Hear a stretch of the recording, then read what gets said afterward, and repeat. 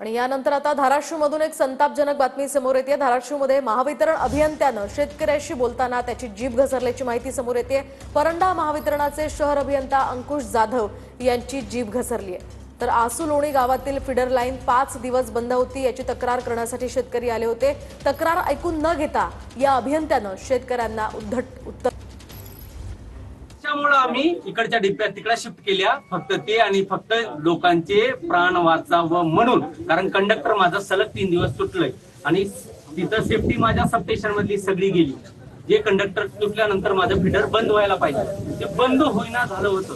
ते आज मी करून घेतलं बरं का। सकाळी 7 वाजतापासून माणूस आलाय, ते चालू केलं। तिथं ते आमचं रिले वगैरे बसवायचं ते गोष्टी केल्या। त्याच्यामुळं असं चुकीचं गैरसमज करून घेऊ नका। मी कोणत्या माणसांचं ऐकलो, कोणाच्या बापाचं ऐकत जोडायचं नव्हतं विषय। जोडायचं नव्हतं विषय नाही। आपण काय केलं, आसू फीडरवर आपण 2 टप्प्यामध्ये आपण चालवायचा असं आपण प्लॅन केलेला। जोपर्यंत 8 दिवसामध्ये आपलं कंडक्टर रिप्लेस होणार